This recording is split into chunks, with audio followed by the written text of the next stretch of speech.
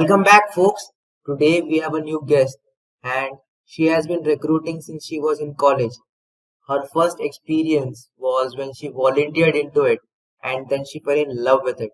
Since then, she has been recruiting for many years, and currently she is a technical recruiter in SE2. Her name is Maria, and let's hear more from her. Well, thank you so much for the introduction. And I want to thank you for inviting me to be on this podcast. It's super exciting. I'm very passionate about recruiting. So it's something I love to talk about. A little bit about me. Again, my name is Maria Wittenberger.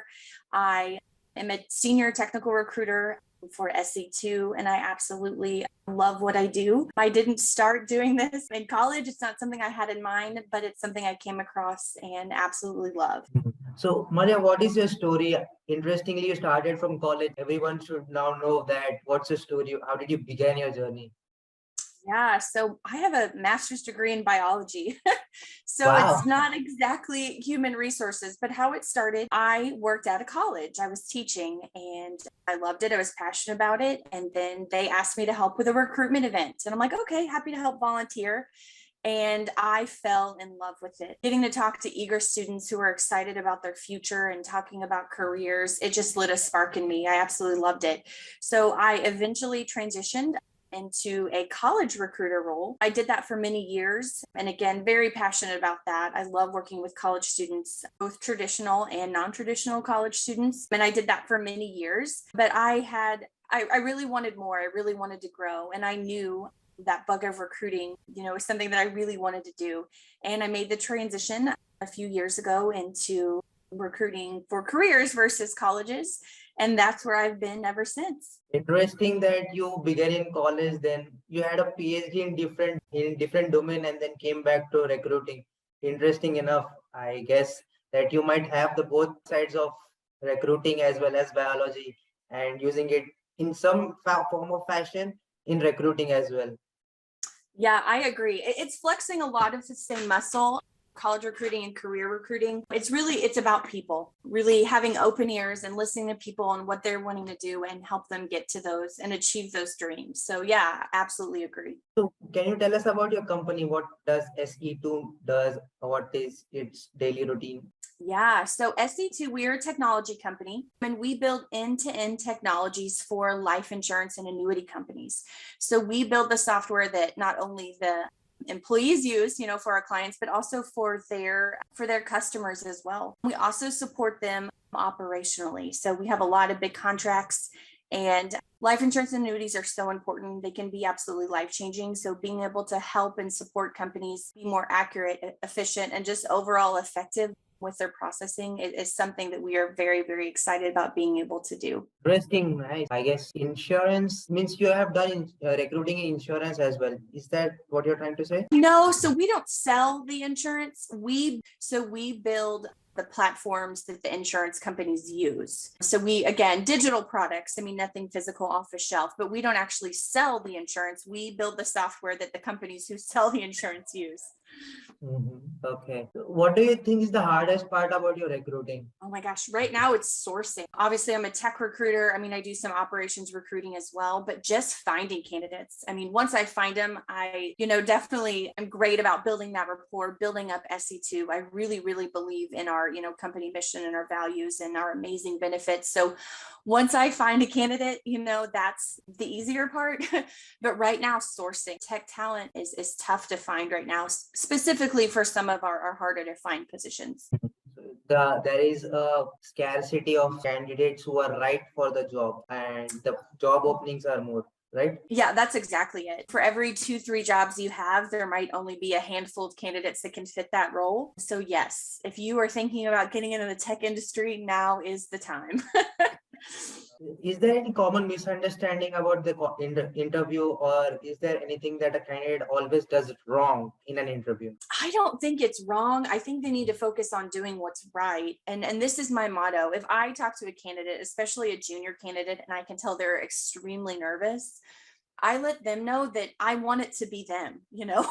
I want them to be the next candidate. I am just as hopeful and as excited as the candidate is. That's my job, right? To get folks over the finish line and to be in a position that they can thrive and grow in and help our business succeed. So just know that I want it just as much as you do. And so another thing I would mention is be able to speak to experiences. So, say you tell me, yes, I have incredible work ethic. Fantastic. Tell me about an example where you went above and beyond. Be able to speak to what is on your resume. That is a reflection of you. So when you're building of that, be very cognizant about what you're putting on there. So when I ask for examples, so if you can't give me examples, that I would say is a little bit of a red flag. And also don't be afraid to show your personality. I want to know you. Of course, your skill sets are important, but you're going to be on my team, right? So being able to share your personality and a little bit, about your, fun, creative side, whatever it is, please show that to me too. The more rapport you build with a recruiter, I can tell you the more successful you will be. You have to definitely be aware of what you're trying to put on your resume and be able to showcase it back with an example. Right? Yes. And some other advice I would give. I mean, the first step really isn't the interview. The first step is me reviewing your resume and wanting to interview you. So make for sure your resume is aligned to the job description. Don't use a blanket resume for every job. You will not find very much success doing that. Don't lie on your resume. I mean, that's be honest, because we will find that out eventually, but maybe rearrange your resume. There's different skill sets that are higher up in the job description. Then align your skill sets to match that, because that's what we're looking for. So that's something else I would say before you even get to the interview step, is to make for sure your resume is aligned as closely with your accurate skill set to the job description as possible. For not lying on the interview, meaning that the candidate has to fact check everything on his resume and be able to back it up by proof. Suppose a candidate has a certificate or anything like that, better he has to showcase the skills as well as the certificate to prove it back, right? Absolutely. So we are a highly regulated industry. The finance and insurance industry is. So we verify employment, we verify certificates, but also we have skills tests, especially for software developers, software engineers, full stack engineers, DevOps. We use different skill set tests so you can really showcase your skill set. We're not trying to catch anybody, but we really want to highlight where you might be the best fit. So yes, being honest is key, because we would quickly find out if that wasn't the case. But yeah, I don't run into that often. I really don't, but I have a handful of times. But I would just say being able to speak to what is on your resume, be excited about those examples, passionate about those examples of things you've done, because that's what's going to stand out in the interview. Nice, great one. Can you differentiate if I have a friend? Basically, I had a friend back then who was asking me, man, should I do a certificate and directly get a job? Or would I get a job by doing directly a certification? So my question to you is that if a candidate is experienced enough, would you pick that candidate, or would you pick a candidate who just has certification with no experience? I think there's value to both. What's nice about a certificate is that training is the same. It's congruent. I don't know what you did in your experience per se, but I know what's on that test. So there's consistency, especially in tech. Certificates are very, very important. Most of my roles are higher level. So most of the candidates I'm speaking to have a bachelor's, master's, doctorates, what have you. But certificates are really important, especially right now. I'm hiring for some technical project managers and some product managers. So having your PMP, being a Scrum master, knowing those methodologies and being able to speak to those, that holds a lot of weight. Okay. So higher the position, higher the experience, and the certificate should come along with it, right? Yeah, I would say in general. I mean, if you're talking to a more junior candidate, that just, got out of college or something, yes. But something else I'll highlight, not to get too off track here, but is internships. A lot of tech companies, including the one I have paid internships.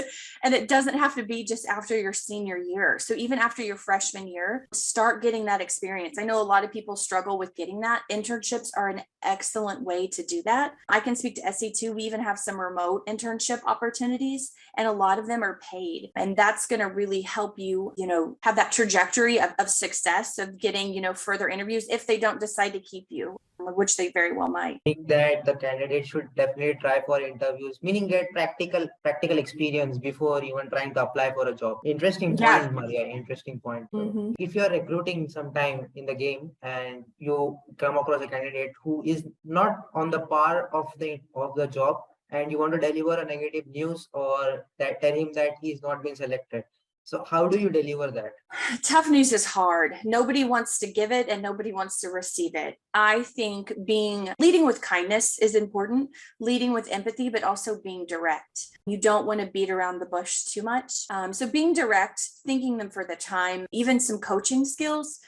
Maybe it's in the interview. Maybe it's, hey, if you would have had this skill set, this job could have been yours. So giving positive feedback, being kind, but also being direct I have found the best way to give not the best news to someone. Meaning being kind and direct, not beating too much time and giving one solution to them that this could have been yours, but if just because you don't have this, that is why you need to improvise. Giving the solution, right? Got it. Yeah, I think feedback is vital. How are they going to improve if they don't know, why they didn't get the position? Maybe for like a first interview, I might not give as detailed feedback, especially if someone's been with us through 1, 2, 3 interviews, and they were one of the final candidates. I think feedback is vital. After going to 2, 3 rounds, the candidate should surely understand, okay, where did I go wrong? What was my point that I couldn't get a job? Mm-hmm. We've all been there. And that's what I think. We've all been in those shoes. I mean, there's very few people that get every job they have applied for or interviewed for. So, put yourself in their shoes and really let them know, hey, this is what the candidate had that got the job. These are some things you can work on, or just, positive coaching and feedback to help them succeed in further roles. Nice point. Nice point. Are you a lone worker or do you prefer to work in teams? Which one is it? So I'll tell you what, when it comes to being a recruiter, you have to be able to speak to your business. You have to speak to your funnel, the amount of applicants, the amount of, candidates you have in the pipeline. So you very much have to speak to your own business, but teamwork is vital. At SE2, it is key. I have an amazing team, amazing talent acquisition team, amazing leadership. And not to be cliche, but, teamwork makes the dream work, and us, bouncing things off of each other, supporting each other. It is vital for our success and my success specifically. But you have to be able to pull your own weight. Don't get me wrong, but you definitely, having a great team is what's going to knock it out of the park. Okay, so having a great team is important. Getting on the other side is that being alone sometimes prefers a candidate sometimes has that, okay, leave me alone, I can work alone, for just give me some space, I'll work alone on this and then I'll get back to you with a clear example or clear solution. Sometimes do you come across this? Because I happen to come across this kind of situations very much in my daily experiences, that okay, leave me alone for 5, 10 minutes or just give me some space. I'll come back with a good solution. I don't need everyone to come back and tell me that, yeah, I am doing good or this is the right solution. What do you prefer at this? I mean, a lot of my work is individual. But we're supported as a team. So, I'm the only one, sourcing for my candidates for the most part. I'm the one that's calling the candidates, interviewing the candidates. You definitely have touch points, definitely not micromanaged in this role. SE2 is all about, top talent, seeking top talent and keeping top talent. So we're definitely not a micromanager type of company. So yes, there's definitely value to working on your own. And I would say a lot of what I do is individual work, but that team atmosphere and being a team player. And what I mean by a team player is supporting your team. So if you come across a candidate that might be great for an operational role, sending that to your candidate, go ahead and interviewing them, always asking for referrals, for the rest of your team. So that's kind of what I mean by teamwork. But yes, a lot of what I do is on my own. And you write your own success as a recruiter, but I would say it's a little bit of both. It's important to be able to work individually, very little, management, but it's also really important to have a team to help support you as well. Yeah, preferably having a mixture of both is important, right? Because sometimes I agree that being a team player is important, because a team will only be able to win the longer game and the individual might only be able to win one short specific goal. I agree to that point of yours. And the point that every candidate should remember, that it is always the team who wins and the candidate who is just another thing, another part of being the bigger game. Yeah, I understand that point as well. Yeah, I agree. Can you tell what do you look on a resume when you're trying to gauge a candidate? Yes, if you could put your skill sets at the top, that would be awesome. So I don't believe in those conventional rules that you don't have your resume go on to 2 pages. I don't think those rules really apply. They certainly don't apply to me, but you need to grab my attention. So at the top, put your skill sets, your qualifications, even bold things. For instance, if we're looking for a specific software engineer and we're looking for .NET, C Sharp, Java, whatever it is, put that at the top. The top 2 or 3 bullet points, grab my attention. And once you have it, I will happily read through all 2 pages of your resume to find out more about you. But if you don't have something that grabs me at the beginning, I have so many resumes I have to screen, hundreds a week. It's really important to grab the attention at the top, would be my suggestion. Which platforms do you use basically? Oh, yes. Okay. LinkedIn. Most of my positions come from LinkedIn. And so that's something else I want to mention. Please have an updated LinkedIn. So I would say about half of my candidates are passive candidates. So what I mean by passive candidates, they didn't apply to the job, right? I found them. I find you, first of all, by referrals. Referrals are key. That's something I cannot tell you how important referrals are, but beyond that is having an updated LinkedIn profile. So I'll do a LinkedIn search. And if your LinkedIn profile isn't updated, then I'm not going to find you. So I'll look for certain locations, certain skill sets, certain job titles of certain companies they've worked for, years of experience. And so if you aren't updating that, LinkedIn isn't going to do it for you. So definitely keep an updated LinkedIn profile, because that's how I find about half my candidates. So I'll use something called LinkedIn Recruiter. I'll do a search for skill sets, and then I start sending out those in mails, to see if you're interested and want to connect. So one of the most important things you can do is have an updated LinkedIn profile. We also use Indeed for some roles. We've used ZipRecruiter, and of course, company websites. There's a lot of things that a candidate should look after this. Who is going to listen to this podcast, they will definitely understand that having a LinkedIn profile is a must when you're trying to get a job. That's a golden point from you. Yes, absolutely. And not just applying from LinkedIn, again, keeping your profile updated, skill sets, be active on LinkedIn. That's something I'll look at from a candidate. Are you posting? What are you posting? What are you liking? I want to see that movement. I want to see that you're, really wanting a job, and sometimes that's how I find my candidate. A candidate will comment on, one of my posts. I'm like, and I'll go look at their profile. I'm like, wait a minute, she fits my profile perfect. I'm going to send her a message. So just being active on LinkedIn can help get you, build your footprint. You want to build a digital footprint of you, your own brand, and being on LinkedIn and being active on LinkedIn is a great way to do that. Right. Having a digital footprint, showing your work, and most importantly, being active and engaging with the community. That is a one short way to get the eyes of recruiter. Great point. Mm-hmm. Yeah. I fully agree. Okay. Do you have any sites? This is off the bar, but do you have any sites, or do you prefer any sites where you can go, and can you tell me or share some sample copies of a good resume? Samples of a clear resume. So please have your contact information at the top, your LinkedIn, your email, your phone number. I cannot tell you how many resumes I've seen that don't have phone numbers. And when I'm looking at hundreds of resumes, if I have to struggle to contact you, then it's going to be tough, right? So having your contact information, keeping it updated at the top. We don't really need your address anymore. Maybe if you want to add a city, state, or like a metro area, at the very top, you might want to put a qualifications. I'm a, leader in my industry. I led my team to do this, a lot of action words at the beginning. And again, having a skills and qualifications at the top, speaking to technology, things you've got over the finish line, projects you've worked on, things like that. And then also quantitative data. So I had a marketing budget of $1 million. I came in under budget. I increased my, sales revenue by 20%.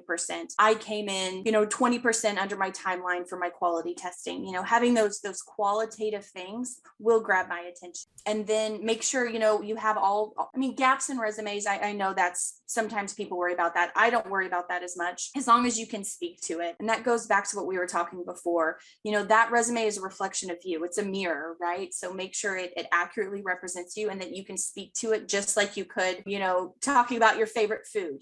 Make sure you really know it and understand it. Don't just throw it together. Have people proofread it. And then again, be flexible with your resume. Don't be afraid to look at that job description and move things around. So what we're looking for is at the top. It just makes sense to do that. And I know that takes time, but that's what's going to get you in the door and past that next stage.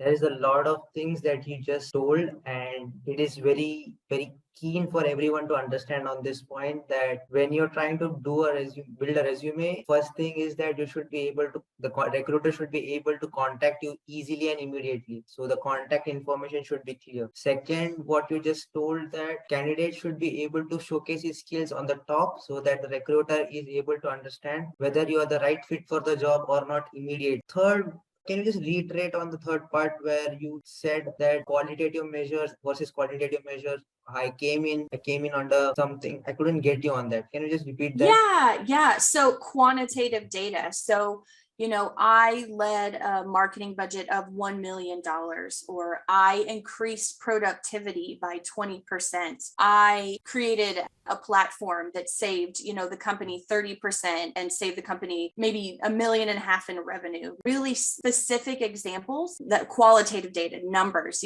numbers are going to stand out on your resume. You're looking at a bunch of words, numbers stand out. So that's something that's really exciting. And really, it talks about what you've done. Yes, you could be a hard worker. Yes, you could be great at communication skills, but I created a Airtable platform that helped save communication for our team by 15%, or, some sort of number that you can speak to, money you saved, time you've saved, what you can do, what value you bring to the business, and what you have done before. That's something I like to see too. Okay, nice point over there, Maria. But I guess that means the candidate should be able to showcase his quantitative skills, right? The numbers on the table. As you said, the numbers don't lie. The numbers should be on the table very quickly. Yeah, great point. Yeah, I agree. What are the trends you're trying to see? Because currently there are multiple trends in the tech industry. Which one is the one that you are mostly into, and what are you following? Trend, not at SE2 per se, but there is, it's the great resignation. So people are moving. I have seen that a lot. There has been a lot of resignation. We know that it's on the news. So what SE2 does is pour a lot of money into not just attracting top talent, but keeping top talent. But overall trends, I would say there's a lot of movement going on overall in the tech industry for sure. So again, if you are not in the tech industry, now is a good time. I think because of COVID, the digital spike and the need for more digital platforms has increased tenfold. So everything from mobile apps to, platforms like we're building are just increasing. And I think also markets are going global. So SE2 is a global company. We're located, in India, Ireland, Canada, United States. And so also our trend is growing, where our talent is, not everything needs to be in, within 50 miles in a commutable distance anymore. So it's so awesome to be able to talk to people all over the world and to recruit people all over the world. So I think that's another trend that I've been seeing is more global recruiting. Do you prefer to be flexible on remote work versus hard and fast? No, you have to come to the office. Which one do you prefer? It depends on the position. So we have something called a work from anywhere policy. So we don't care as much where you work. We care about the quality of your work. The caveat to that is leadership. We have some, project managers that have 60, 70, 80 different, staff strong, they're cross-functional. So it's really important for some of our leaders to be there so they can put a face to a name. I do think there is value in having face-to-face conversations and building rapport, but I don't think it needs to be every day. We also want to be flexible and give you that time back of not having to commute. So I would say SE2 is progressive. We really want to give you that flexible work-life balance. And as long as your productivity is meeting the metrics, again, we care about the quality of your work and the timeliness of your work, not so much about where you work, but we do understand and value the importance of being in office sometimes and building rapport. Okay, so you are focusing both, that is flexible, but there is one caveat that you will be facing a leadership and not being able to be around your team. Okay. Right. Yeah. Yep. Okay, so what you are telling about the Great Resignation and how is SE2 being able to tackle that? Can you just go in depth a little more? Yes. So we have a fantastic benefit package. We recently just rolled out unlimited PTO. And so we don't just want to say, yeah, we want you to have a flexible work-life balance. We want to pour money into it. And I always say, look where the money goes. That's what matters. And SE2 is pouring millions of dollars into our employee benefit package. And that shows me that they care. So they want you to take a minimum of time off, a minimum of 4 weeks off. That's crazy. That's nothing that I've ran across before. We also have have really progressive maternity and paternity benefits, 13 weeks paid off for the mother and the father. We know that time's crucial. We know you can't get that time back, and we care about you having that time because we know if you're happy and healthy, you're going to be a lot more successful at work. We also provide lots of assistance programs, everything from legal services, mental health. Mental health is something that's been a buzzword, and again, we are putting money behind it to offer mental health services, free gym memberships, wellness programs, everything down to pet insurance. We don't want to leave anybody out. Affordable benefits. We don't want you to have to worry about how you're going to pay for your, child's broken foot or something. We want to support you as much as we can. And I think providing those is huge. Another big thing that SE2 does that I am super passionate about is transparency. They do these things called morning minutes, and it's with our different leadership staff, and they tell you about what they're doing, what their goals are, where they're at on their goals. I mean, even down to the granular detail about OKRs and things like that. And our leadership is approachable. They're not on some sort of pedestal in the sky, right? They're in front of you. They're talking with you. They do these things. Our CEO, Michelle Troney, does this thing, ask me anything. She really wants you to get to know her. Again, we know if we have happy, healthy employees that our business is going to be productive, and we pour into our employees, so they can be as happy and healthy as possible. So I think that is one way SE2 does. And also being competitive with compensation is key as well. Great points over here that SE2 is being able to tackle all of this and still being able to carry the employee in the company. I believe that SE2 is growing rapidly and great shot at the next million mark and whatever the next goals they have. Yes, absolutely. Do you have any advice, or do you prefer to give any advice on how to negotiate salary? Yes, do your research. When I ask you, so every company's different, but I'm the one, that spearheads that conversation and builds that compensation package along with our HR team and the hiring manager. But do your research, be able to speak confidently about what you're needing in compensation, whether that be bonus, whether that be base, whether that be profit sharing, 401k. Know your worth and do market research so you can confidently say, I would like to make blank, and don't be afraid to negotiate. It's not taboo. I always say the worst thing we could say is no, right? So I would say maybe 10, 15 years ago, not a lot of people would negotiate, but I would say nowadays, about 70 to 80% of my candidates negotiate, whether it's not just comp, and that's another thing to bring up. It's not just compensation that can be negotiated. I mean, obviously we have unlimited PTO, but other companies, you could ask for more PTO. You could ask for higher profit sharing. You could ask for a higher bonus. Really understand the bonus structure and the benefits and things that. Also look at things as a total comp. Ask to see the benefit package if they've not already emailed it to you. So you can look at, hey, am I paying, $200 a month in healthcare? Am I paying $1,000 a month in healthcare? Really look at things as a total package. But yes, do not be afraid to negotiate and speak confidently about it. And that's going to get you the best results. That is great, really. That is really great. I guess there is one more thing that I would definitely like to ask is, what do you look for an ideal candidate, apart from his technical skills? What do I look for an ideal candidate? I would definitely say someone who's personable, because again, you're going to be on my team, so I'm an in-house recruiter, right? So I'm not an agency. So if you're going to be working for me, being able to build rapport and then to have a good personality, and good is not a quantitative term, but being able to show who you are, which can be tough in an interview. But again, I can't tell you the value of building good rapport with your recruiter. Oftentimes for most companies, recruiters are the gateway to the next step, right? I cannot tell you enough how important that is to build that rapport. Get to know your recruiter, don't be afraid to ask questions. Those are some of the things I suggest. Nice point over there as well, that the candidate should be able to see what the recruiter is. And a great way to do that is by going through their LinkedIn profile or any social profile they have built and see what they are trying to build and what the company is trying to do. As you said, do your research. One line answer is do your research. Yes, do your research about the company, so when I'm interviewing somebody, I say, what do you know about SE2? And if they can't give me anything, then that means they're not invested in this process, which shows me that they might not be invested in SE2 or the job they're doing in the future. So what you get in the beginning is oftentimes the best that you're going to get. So if you're not showing your best in the beginning, then you're probably not going to move on to the next step. So yes, being able to do your research on the company, look at the company's profile on LinkedIn. What are they they doing? What are their initiatives? Gosh, I had an intern. She blew me away. We have recently acquired a couple new companies. She went back and read old press releases, and she could speak confidently about what we did and why we did it and our business. And she got the job. I was ready to give it to her, before we even hung up. She took initiative. She was proactive. She was able to speak to it. All those things that are important when you do your job. And if you're showing that from the beginning, then I know you're going to do that in the end. What you get at the first is what you get at the last as well. If a job requires let's say a job requires 10 skills and a candidate has 8 to 9, let's say 6 to 7. Would you be Okay. able to pick that candidate, or would you be letting go that candidate? Yeah, so it depends on the skill, So if we're looking for a Java developer, if you don't have that, probably not. It depends on the skill. But I would also say, as a recruiter, I would be more apt to hire a junior candidate that had all the skills than a senior candidate who is lacking some. It's been my experience to have more success with that. But yes, we can be flexible.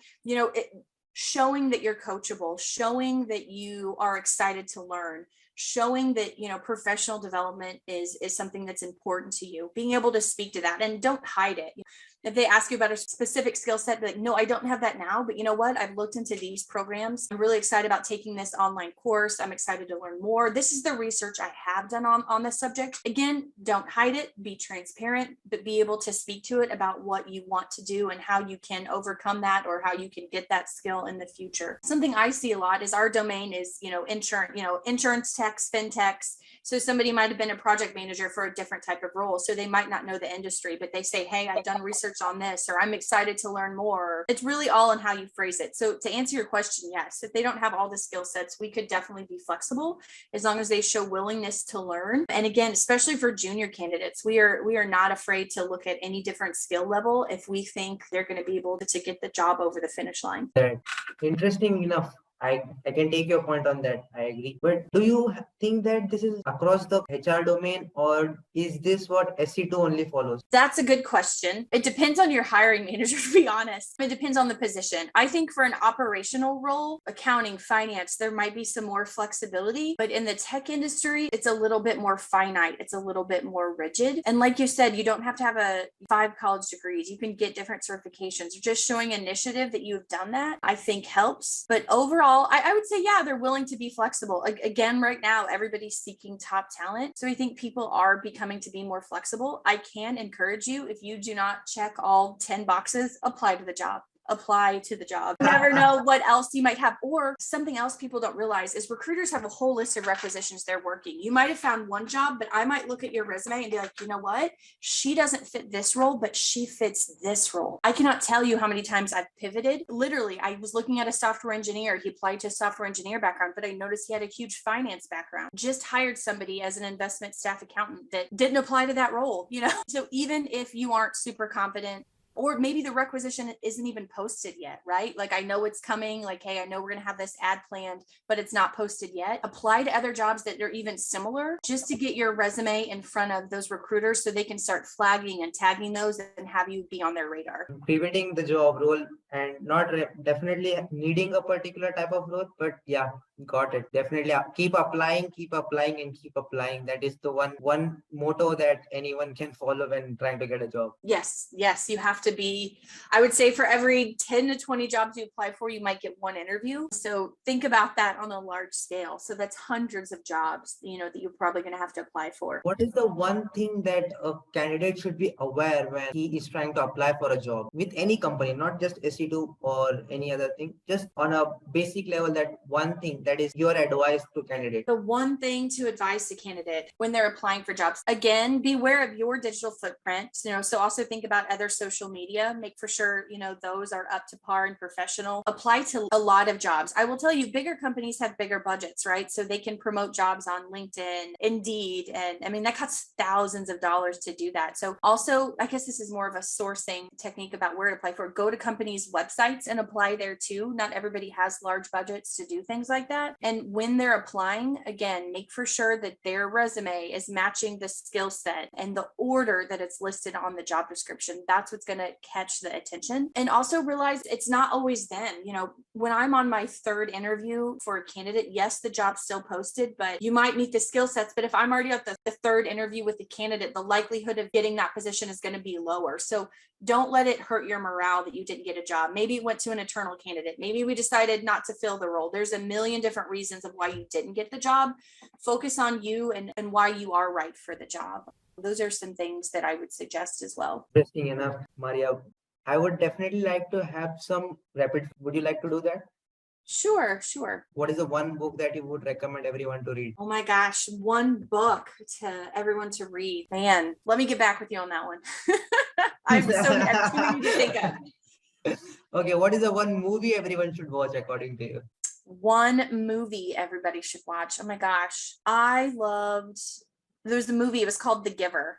It was really cool. I really liked that book. It was talking about social change and government and looking at things through different lenses and different societies. And I don't know, I thought it was cool. And the movie part, which one? Movie? The movie, well, it's actually a movie and a book. It started as a book. The book was called The Giver. And then the movie was also called The Giver too. I really liked both of those. I read them when I was younger. What is the latest habit that you picked up? The latest habit that I picked up. A habit that I've picked up is I always used to do paper lists. And I've recently started using OneNote. And that has been such a time saver to have a digital, because pieces of paper get lost. They're not organized. You could spill water on them, you name it. And I also started doing that in my personal life using the notes section in my iPhone, and that's helped a lot too. Other habits, I've started exercising in the morning versus at night. At night, it's easy to find excuses, but in the morning, if you knock it out, you're more likely to do it. Okay, getting up early and doing exercise, that is the one habit that you picked up. Okay, got it. Any YouTube channels that you would follow? Well, now I'm going to start following yours, right? I listen to a lot of NPR news talk radio. Again, my degree's in biology, so I love anything by David Attenborough. He's a conservationist that I love. I'm passionate about the earth and ecology and things of that nature, global warming. So I would say David Attenborough. He's probably one of my favorites to listen to. Interesting that you would definitely listen to NPR. I got it. Interesting choice on that. Sunday morning or Saturday night? Saturday night. Family evening or friends night? Family. Podcasts or audiobooks? Podcasts. Okay. Biggest surprise that you have in your life recently? Biggest surprise. Oh gosh. Recently, I would say I had a set of twins a couple years ago. So twins were a big surprise. Okay. What keeps you excited? Getting to talk to people all over the world and expand my knowledge of their culture. Where can people find you on the internet? Oh gosh, I'm on, of course, LinkedIn, Facebook, Twitter, Instagram, Flickr. I'm on quite a few social media platforms. Any new things that you're doing on a daily basis? Any new things that I'm doing on a daily basis? Gosh, new things. I would say being mindful of my time and organizing my day in the beginning. If you go into your day and you don't have a plan, then you are not setting yourself up for success. So taking a few moments the day before to plan out my day, block time off, think time, focus time, what I'm going to do at this time, but also being able to pivot, when high priority things come up. But I would say planning my work day and even my personal life has been something new I've been doing. I really enjoyed the podcast with you and the rapid fire questions as well. Any points that you want to add on this, I would definitely take it. Yeah. So something that I'm passionate about is referrals. I would say, no kidding, 15 to 20% of the people I hire are referrals. So don't be afraid to ask people, is your company hiring? Or you see a friend that works at a business, hey, could you give me a referral or professional referral? The power of a referral is tenfold. I can't tell you how many, candidates I find always being aware of leaving a good, not burning any bridges in previous employment, having those positive experiences, because they very well could want to bring you back in the future, and building rapport, strong professional rapport, and leaning on that and having a big professional network is one of the best ways I found to get your foot in the door. Interesting points on that. I agree that everyone should be having a good digital footprint, showing their work, engaging with their community, having good contact details on their resume, and every other point that you mentioned, just summing up on all of that. Thank you, Maria, for the podcast. Thank you for your time as well. Awesome. Thank you so much. I appreciate it. Happy enough? You got your resume tips, you got your great resignation impact, and also how to perform in an interview. You got also the salary negotiation and much more into this podcast. She was Maria, and thank you for being on the podcast. See you on the next one.